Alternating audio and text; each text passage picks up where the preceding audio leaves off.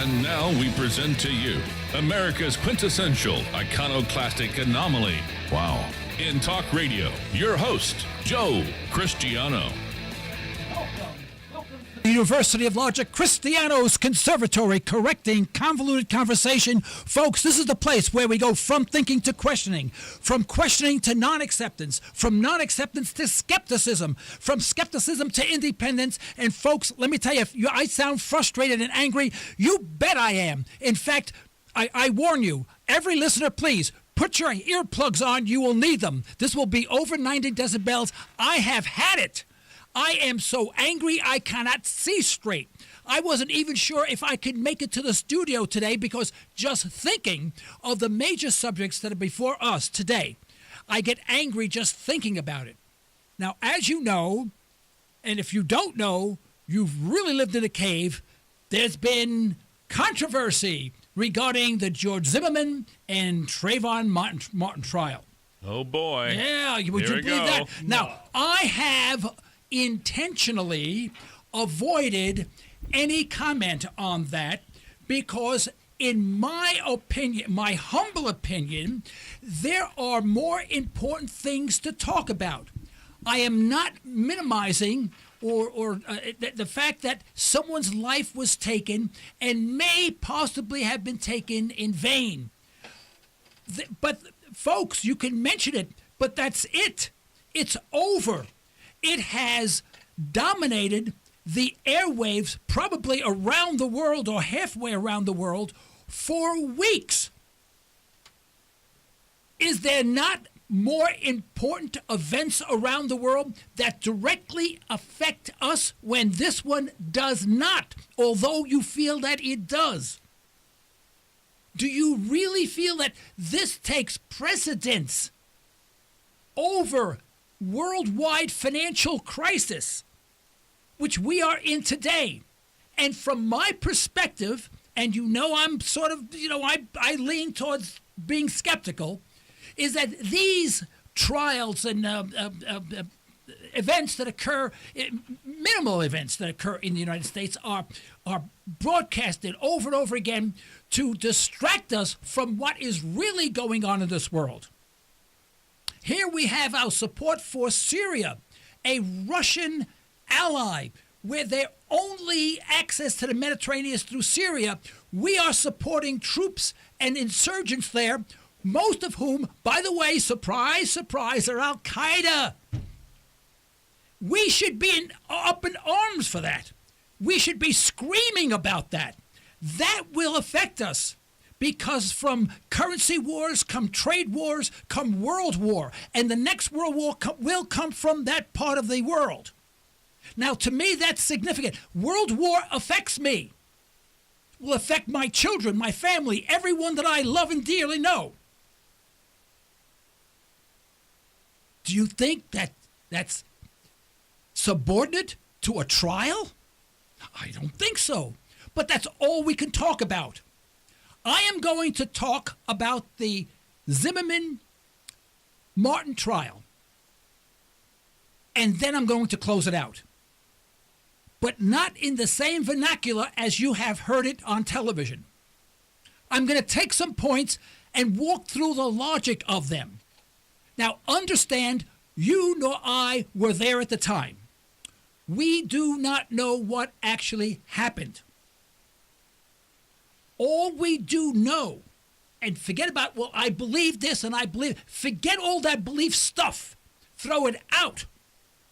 We do know for a fact that there was reasonable doubt in the minds of the jurors.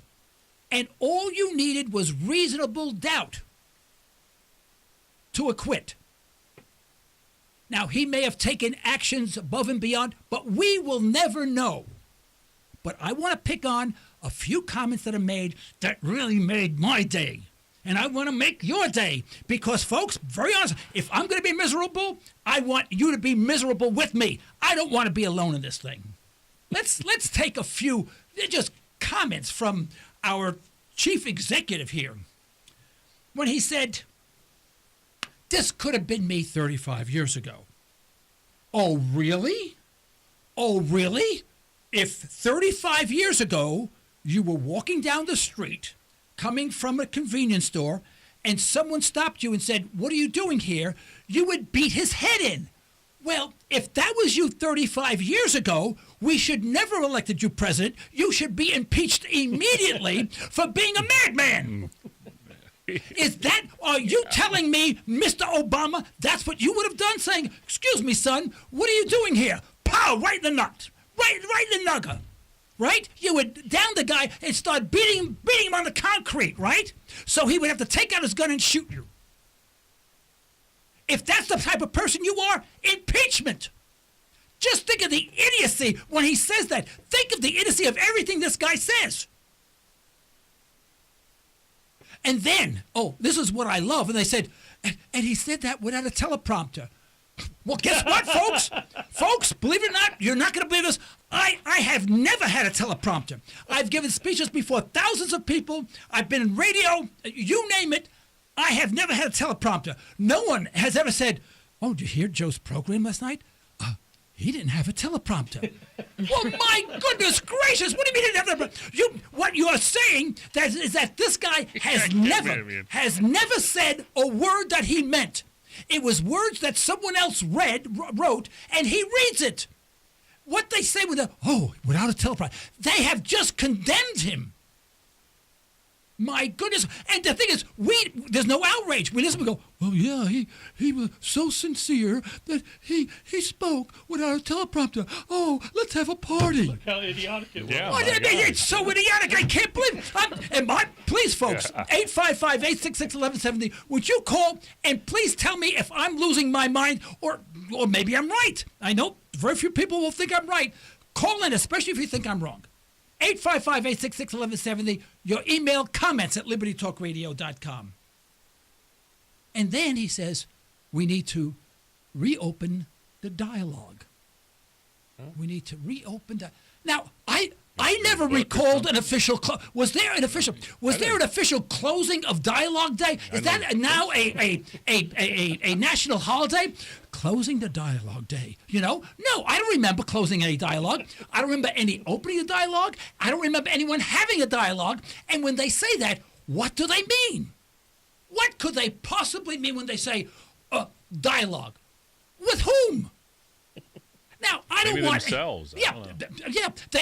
They talk and play with themselves. That's all they do, these clowns. Now, the reason why I'm angry is I'm from Harlem. I'm from Harlem, New York, all right? I'm a street kid.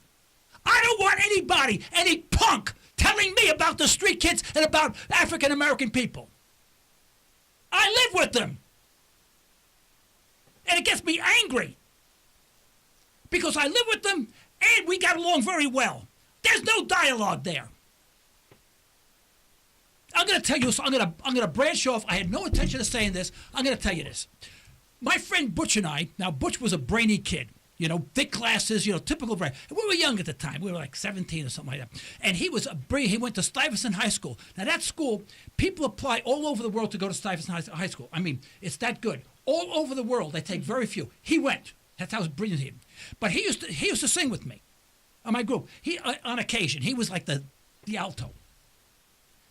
And we went to a party. And this party was in Manhattan. Sort of upper middle Manhattan, right? And like a jerk that we are, now we're white kids, right? And we go to the east side. White kids at night never go to the west side. That's where the black neighborhoods are, right? Not that you cause trouble, but you just play it safe at night. You don't go there, especially late at night. This is after a party, 1 o'clock in the morning. We decide to save walking 1 block. This is how smart we were, and this brilliant kid too. We decided to walk to the west side because we'd save walking a block. Jerkos that we were.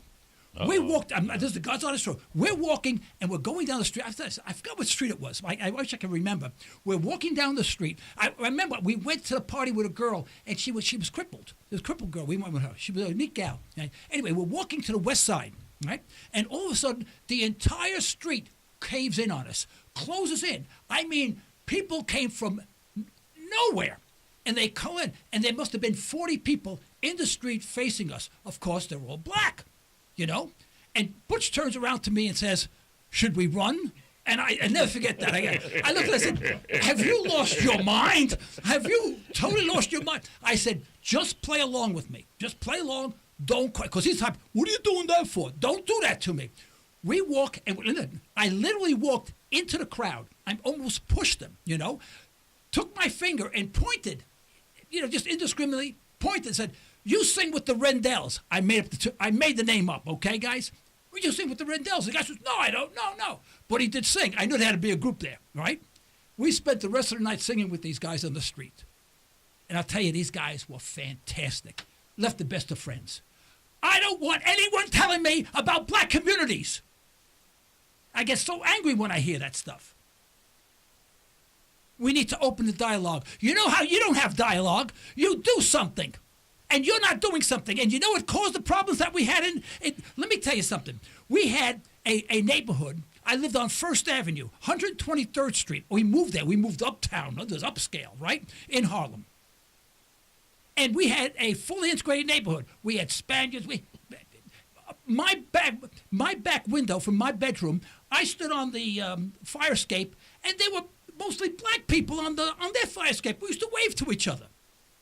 What the city did, Mayor Wagner came over, and he destroyed all the buildings, and he put in housing projects. Guess what happened to that place? Instant slum. So and the reason for that is that before we had houses, and then underneath we had jobs. We had a bakery, a tire shop. They used to retread tires right into my house. There was a metal fabricating company on 124th Street. Now, big trucks, flatbed trucks, used to go underneath the brownstone. Today, they would be sued for doing that. The guys go to jail forever. But there were jobs in the neighborhood. And people integrated naturally because government left us alone, and we naturally integrated. And I had Puerto Rican friends. He had a funny eye. Remember my Puerto Rican friend? I've got his name, but he had a funny eye. Looked the wrong way, but a nice kid.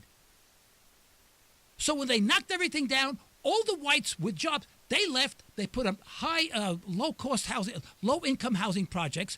People who lived there were people on welfare, having kids and whatever. No jobs, instant slum. All right, let's get out of here. We'll be right back. Don't go away.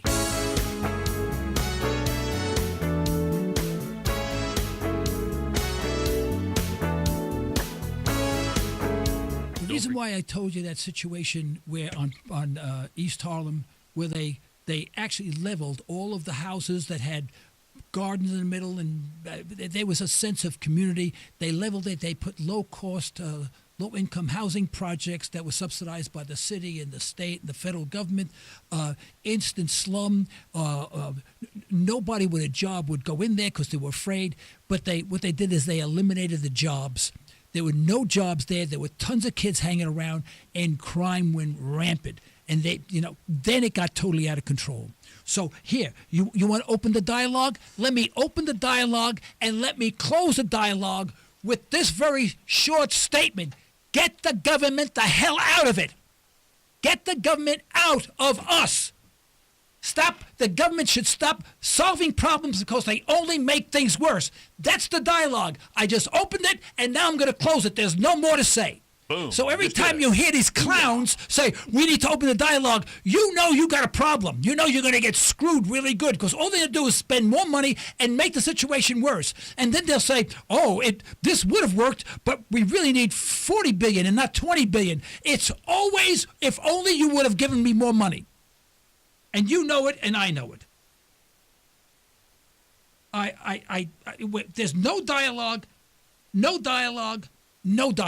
There's action by the people, and it will happen naturally and not by the government. It's a dangerous prejudice. And then the clown says this. He goes, what if? Oh, no, he didn't say this. I'm sorry. I heard this from the father of Zimmerman. He says, I'm sorry, the father of Trayvon Martin. He says, yes, but if that was a white girl, he wouldn't have shot her. Well, wait a minute. Now, wait a minute. Now, let me paint this picture. There's a white girl walking down the street, right? An adult approaches her and says, ma'am or girl, what are you doing here? The first thing she's going to do, jump on him and start banging his head on the concrete. Right? No. Oh, probably not. Well, probably not. There's your answer. Probably not. There's your answer. But if he did.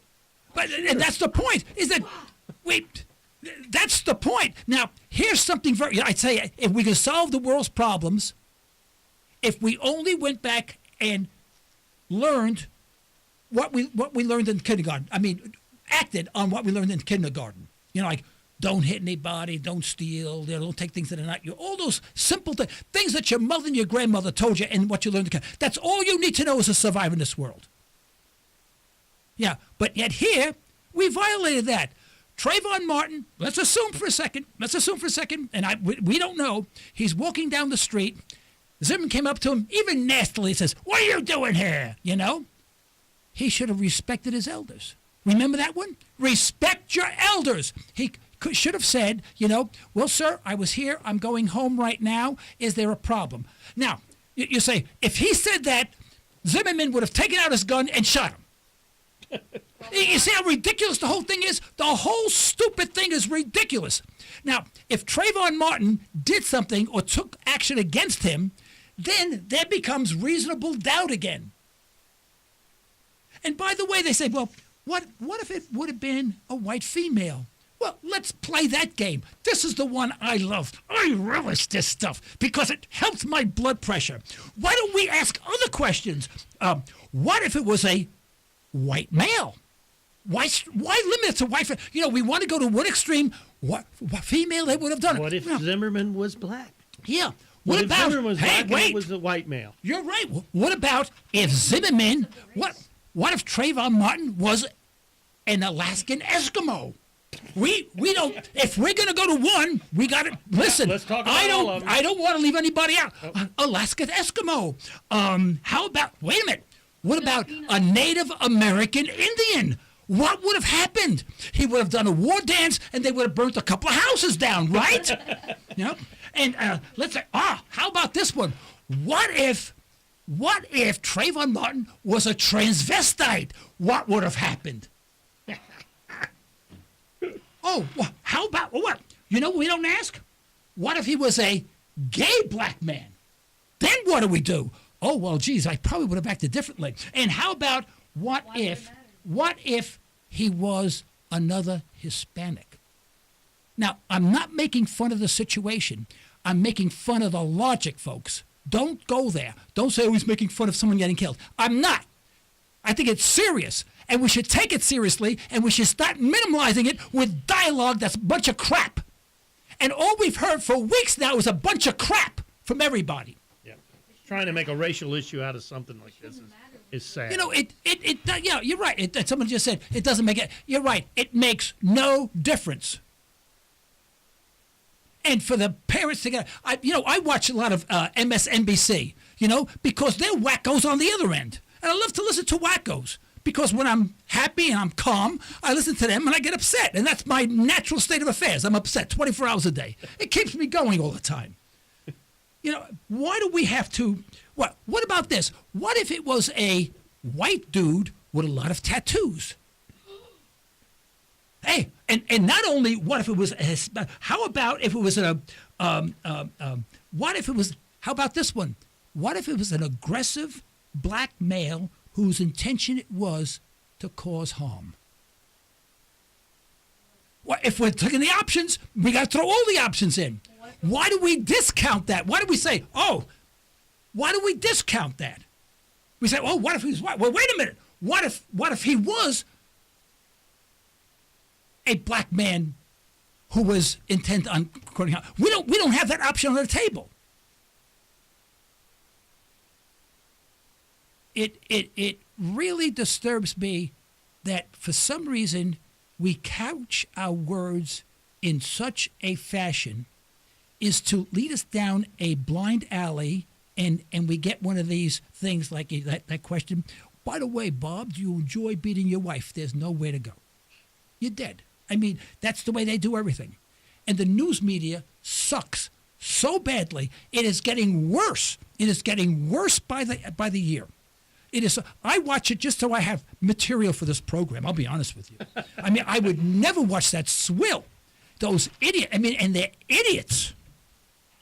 And by the way, both on the right and the left. Oh yeah. I mean, you can't get anything out of them. You can't get anything, any logic. And then the coup d'etat, the whole thing is. By the way, did you know Zimmerman was a white Hispanic? Oh, please. Now spare me. All of a sudden, he's a white Hispanic. I didn't know. Were there black Hispanics? Were there Asian Hispanics? I mean, where do we go with this thing? And now we're saying he was a white Hispanic, and da-da-da-da. Folks, this is not deserving of airtime. But what is deserving of airtime? And again, I'm not minimizing the situation that someone got killed, and that's horrible. I'm not saying that. Don't go there. My point being is that this incident, this event, was not eligible for even a second's worth of airtime when you consider it in relationship to all the other events that are occurring around the world, which truly affects us and affects our society, including those actions and legislation that our government fosters that make situations like this even worse, that create situations like this, similar to the changing of our neighborhoods. You have something to say? Yeah, it's just like that had something to do that he was white Hispanic. Like somebody being born a certain way tends them to be one way or the other. Yeah. That has nothing to do with anything. Yeah, but here's something interesting. And I'll say 20 years ago, and I'm going to be off. Jesse Jackson, in a speech, and he may have been running for president at the time, he said that he was walking down the street, it was late at night, and there were three boys, walking towards him. And he said he got really nervous. He really started to sweat until they got closer and he realized they were white. Now, this is Jesse Jackson. I never forget this. And I think he said they were wearing Boy Scout uniforms, something like that. And he says he was so relieved that they were white. His point being, it's that it's not that you're not opening a dialogue is going to improve the situation. What is going to improve the situation is for the black community to do everything they can to change the image that has been fostered because of all the wrongdoings, good, bad, or indifferent. And they have to do something. They can't, you can't walk around, you can't walk around as a gangbanger. You can't, drugs and all that, and a lot of it is because it's broken up families and whatever. I mean, let's face it, the statistics on black black males in America is horrifying. The number of dropouts in school, the number of dealing in drugs, I mean, percentage-wise, is terrible. And what it does, it's a bad reflection on a majority that are doing very, very well and trying to assimilate like everybody else in the society. But if anyone's got to do anything, anyone has to open a dialogue, it has to be the blacks who broke out of that, who are not doing that, coming in and changing that. Well, the dialogue they're offering through this whole incident is counterproductive. All it does is create more of that. Yeah, that's all they do. It does. It just it says you're white, you're black. Why don't we say we're human beings in the first place? Where's that dialogue? Thank you. And remember, I had probably the very, very first, and maybe one of the first, or maybe the first, fully integrated singing groups in Harlem. I had a black lead, Freddie, and Jose was my second tenor. Freddie sang songs. They blew What'd you call everybody you away. guys? What was the name? Would you call you guys? Oh, geez, I don't remember. We had a few names, We had that one was called the Tempers. I don't know where we got. Oh, Temper from the pencils, Temper pencils. I remember. Yeah. But they were really good. We enjoyed each other. So you were lots of colors. You did Temper pencils. Absolutely. I mean, that was a good name for you. We should have called ourselves United, the League of Nations or something. There you go. We got a break for a hard break. Please don't go away because you haven't had a strong enough headache here.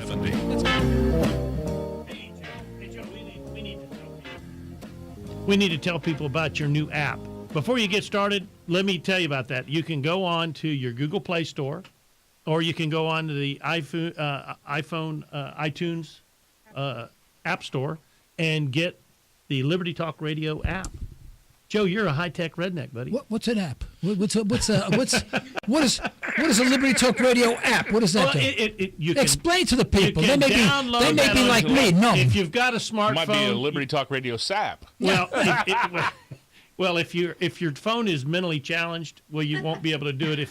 But if you have a smartphone, you can download apps, and you can download the Liberty Talk Radio app, and at any time you click on there and you can listen to Joe.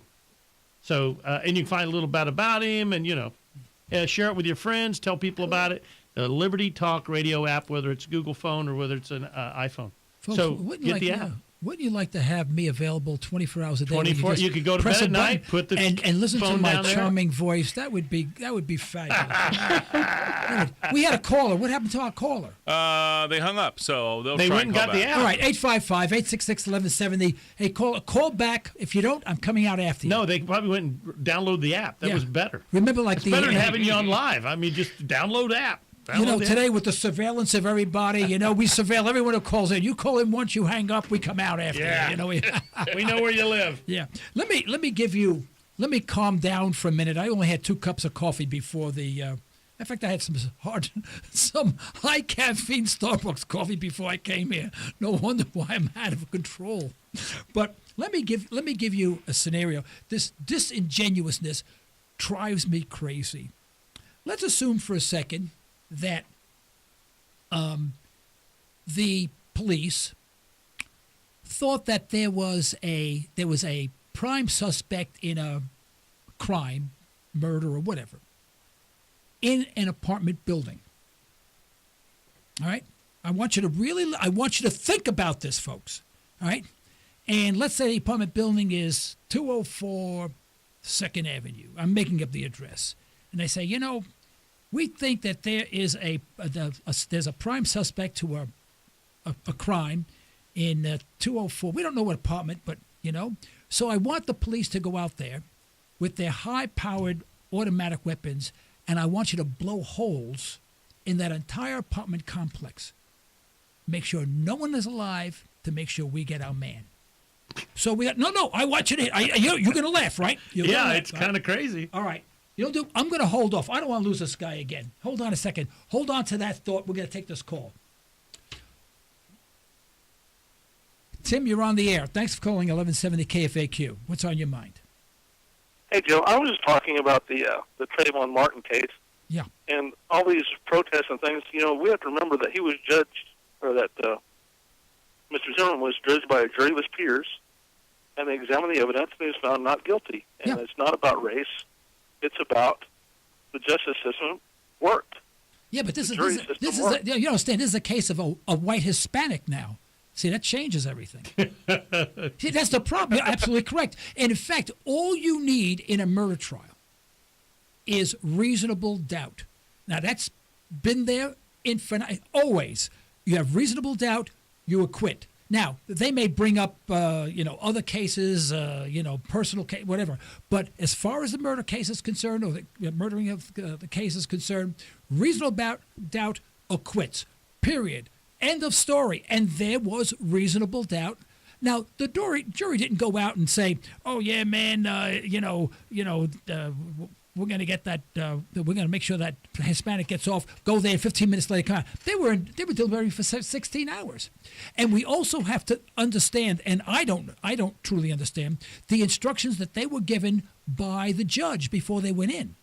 Now, apparently they were quite complex, so you have to take all that in consideration. You can't sit on the sidelines and say, "Well, they made a mistake." You weren't there, not you, but people weren't there that are judging this thing. We don't know. All we do know is everyone worked very, very, very hard there, and everyone wanted to see justice done, and they did what they did, and it's over.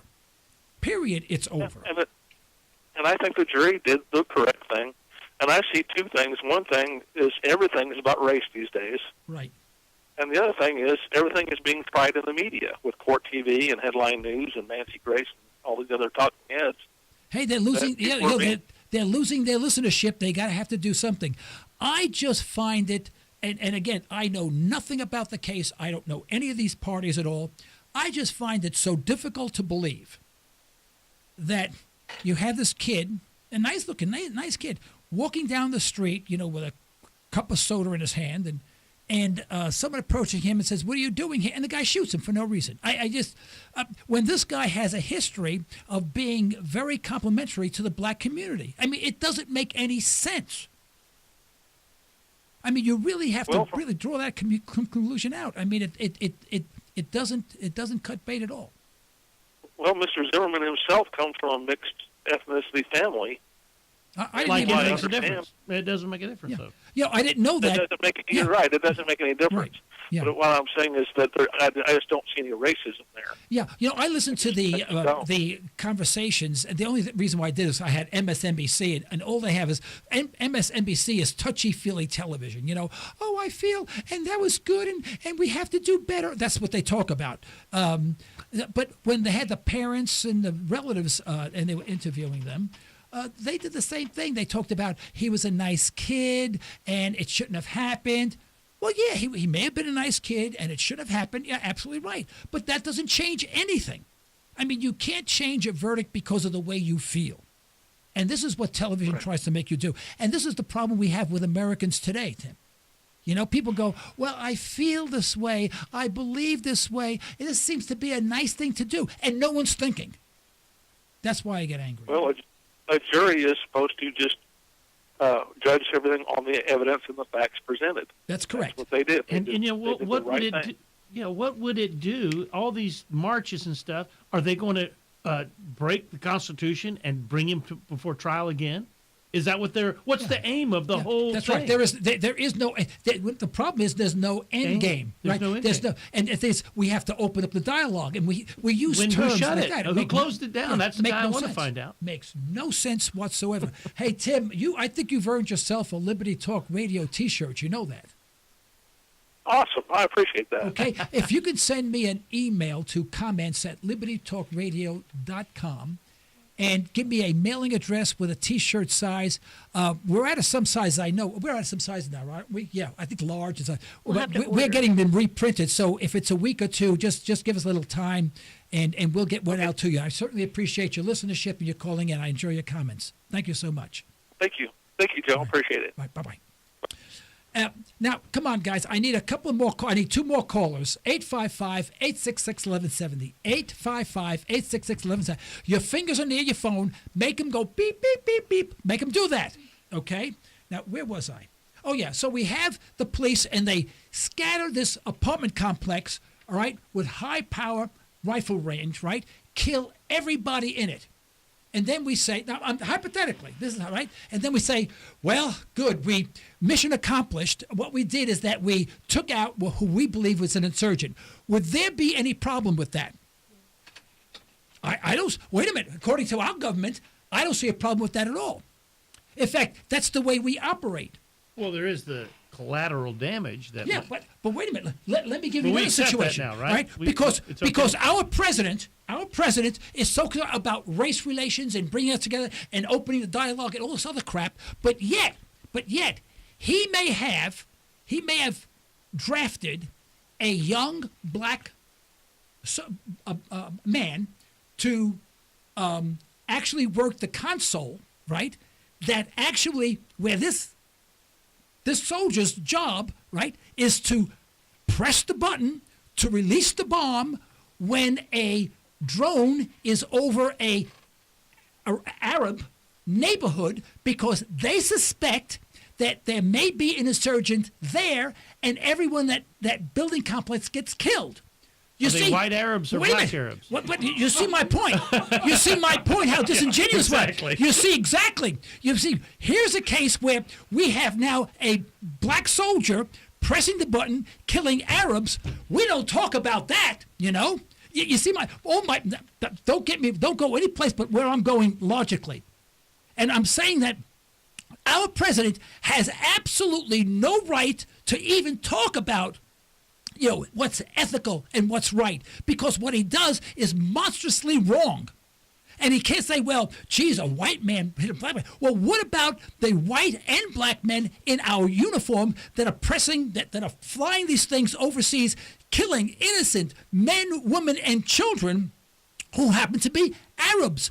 But that's okay.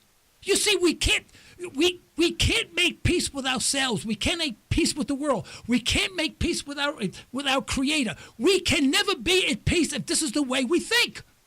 And we think funny. We think all of a sudden it seems to be okay. Let's stop for a break. Let's go.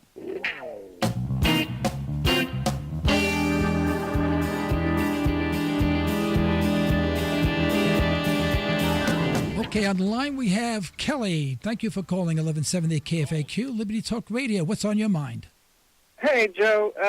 My whole thing about the Zimmerman thing is, and I've had this question quite long, is that if he's already been acquitted, then he has not committed a crime, so how can they get him for a hate crime?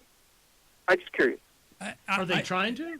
You know what? They're trying to. Yeah, they're gonna retry this. I tell you, in It'll be a the civil year lawsuit, 2024, we're going to be talking about the Trayvon Martin file and nothing else. I mean, the whole world could have gone to hell in a handbasket. That's not going to be important. But you're right. You're absolutely correct. And there's, the problem is that there's always a crack in the in the law where it says if this, if that, and then they change the wording around and they say, well, this case, and then of course there's always the political expediency which comes in, and then everyone sort of bends the rules in order to have it done. But you're right, Kelly. You're absolutely correct. He's innocent. He's innocent. Right. Well, it was sort of like, I guess, with the O.J. Simpson trial. He was innocent. He was innocent in that trial, for the murder, and then they got him on civil charges, which I could never really understand. He was innocent. He was innocent. Why have two trials? Anyway, so, exactly. And now I'm speaking the reverse, obviously, but yeah. Okay, Kelly, good point. Anything else you want to say? You want to sing a song or what? No, that's good, but I was just kind of asking, that's just kind of a question that's always been in my brain since this thing came through. Good point. And I don't have an educated answer for you. I only have a guesstimated answer for you. I'm sorry I can't answer it. Hey, if someone out there has an educated answer, 855-866-1170, call in and let us know, okay? Yeah, attorney or something. And attorney, yeah, come on. I have plenty of attorneys listening to me. I know they was want to sue me, but that's another story. And Kelly, listen, send me an email to comments@libertytalkradio.com. And I'll send you a T-shirt. Send me a mailing address and a T-shirt size. Don't forget, okay? And tell all your friends. Oh, yeah. Download the app, too. All right. Thanks. Okay, thanks, Kelly. Download the app. Lloyd, is this you? Yeah, it is. Is this Lloyd from Henrietta? Yes. This is my favorite Lloyd, by the way. Yeah. It's my only Lloyd. How you doing? Well, I'm not doing well. You're falling into the trap, Joe. You're getting all worked up about a stupid program. See, news is not there to inform people. The way I tried to explain to my old uncle and aunt is when you're watching the news, you're watching a commercial. It's kind of like the Tavistock Institute and MK Ultra and that kind of stuff. The news is there to program people's minds to think a certain way. They think of us as lab rats. They can make the public begin a thought process so that they can manipulate the public into certain actions. And you always have to view the news from a detached perspective, like you're watching a little puppet show. You know it isn't real. Although there's going to be some real things in it, just like a commercial will oftentimes tell you some actual good information. But the whole thing, the reason they call it a news program is because that's what it is. It's a program. They're programming you. And they're paid to entertain. Always watch the news from a detached perspective and don't become emotionally involved in it. Understand it. View it as what it is. There's information there, but take it for what it is. How many murders were committed during the time that they were talking about this one particular trial? They didn't focus on those. When we saw the Twitter thing come out here a couple of 3 years ago, and every news program, it didn't matter which channel you went on, everybody was Twitter. I knew that's a program. They're trying to get people to be involved in Twitter. The Beatles came out. The Beatles had no reason in the world. They weren't that good of a group to start with. I was just a kid whenever they came out. But the Beatles, they had nothing that anybody really wanted. But that they come from the Tavistock Institute. They were programmed, or their whole mission was devised by the Tavistock Institute. Ed Sullivan went over there, and they got everybody in the world to loving the Beatles. They can make people do almost anything. Don't fall for the trap, Joe. Oh, yeah. I listen. I couldn't agree with you more. But what was it that I said that indicated that I may be a little upset? I don't know. It might have just been a little tone of your voice. Yeah, he's Italian, Lloyd. I think, Lloyd, he's an George, Italian. You may have I couldn't see his mischaracterized me. hands waving. No. You know. Well, I know, but there's 3 people right here in the studio that have red cheeks right now from being too close to me, you know? Yeah. We try to stay 3 feet Yeah. away at all times. Lloyd, I sincerely wish I can disagree with you. And that's why I'm so damn mad. Because we listen to this crap and then we repeat it. See, we don't, as Americans, we don't know anything. We think and believe things. In fact, I gave a speech, Lloyd. If you want to hang on the phone, I'll tell you about it. I gave a speech, believe it or not, last week to the Tulsa County Republican Men's Club. Now, I got asked to do that because I was the moderator for the mayoral debate here in Tulsa, which was canceled right before it occurred, just because the current mayor refused to show up. They heard you were going to moderate. Yeah, they were afraid that I was going to moderate it. But anyway, I also committed to speak to the Republican Men's Club. But of course, not being a Republican, that put a little bit of a strain on me. But what I told them and what I thought might be helpful to them was that we are a nation of believers. And of course, on the surface, that sounds very complimentary. But in effect, it's a condemnation. And when I say believe, I don't mean believe in God. Just don't go there at all. But what we do is we say, oh, we believe this, oh, we believe that. I said, when you hear because you cannot believe and know at the same time. Either 1 and 1 is 2. I don't believe 1 and 1 is 2. I know 1 and 1 is 2, right?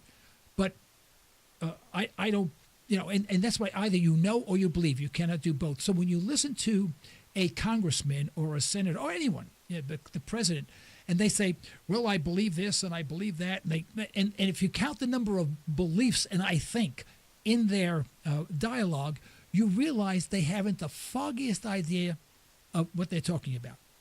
In other words, they don't know anything. What they should be saying is, I don't know, I don't know, I don't know. And that would be a truthful answer. But we take what they believe, we ingest it, and then we say, well, I believe this and this and that. And then we believe, and no one knows a darn thing. And I told them, I said, if you want the Republican Party to survive, you have to stop believing and start thinking and start knowing. Because the young generation ain't going to buy this anymore. The younger generation wants to know the answer. And if you say, well, I believe, you turn them right off. And I meant that. And that would go for the Democrat Party, for all of them. But they all use the same tactic of using the word believe when they really don't know. It gets them out of hot water. They can answer any question. What do you think of that, Lloyd? Well, yeah, that's correct. That partly goes back to, just taking what other people believe is the same thing as what the news is. People get their ideas and beliefs from what the news just told them. And just like you said, you don't know anything about what happened. That's what I tried to detach myself from the whole murder trial as well, but it was there every day, but I didn't focus on it. I just leave it there. What you have to do when watching the news, because it is a program, they're programming the people. That when you see the news, that is the commercial. The commercials that support the news are a different, lower-level commercial, but that's a commercial to the people, the news. Yeah. They're programming the people, and you have to watch it like you would be watching someone else watching the news, and observe it from that. I don't know. You're separating yourself by another part. Right. It's kind of like you watch people at a football game, and you see them all jumping up and down and yelling and screaming. But if you step back and you just look and say, gee, a guy just carried a ball and a guy just set the ball down. What in the world is there to scream about? When you look at it from that perspective, there's absolutely nothing there. These people it's a self-hypnosis. Yeah. They've induced themselves into this because another person can sit there and just watch the thing and say, there's some guys, and they're bashing against each other, and what's the big deal? Yeah. You know what bothers me about this whole thing is that the way the president speaks is that it's all bad. We need to open the dialogue or whatever that means. And he discounts all the good that has occurred, including the fact that he is a black man and he was elected president. It's like that didn't count. Now we have to go. We have to go further, which means more government involvement. This program's also almost over, Lloyd, and we got another call. We'll see if we can take him. Can we take one more I'll call? hang up. All right. Thank you very much, Lloyd. Real quick, here's Howard. Okay, Howard, real quick. We got 30 seconds. Hello. Hi. I only called to agree with you. The worst thing that's happened to us here in the last 5 to 10 years is their left-wing infiltration of the educational system. Oh, yeah, but no, I agree. And let me tell you something. Let me give you a hit. Get that left wing, right wing out. It's all bad. It's all bad wing. Okay? Howard, really, it's all bad wing. There's no good wing. There's no right wing, good wing. There's none of that stuff is good. That's the problem. How about this homeschooling? I love it. That's the best thing in the world's ever happened. That's why it should be. We got to wrap it up. We got to go. Thank you very much for calling in. All right, and thank you very much for listening to Liberty Talk Radio. We'll be back next week.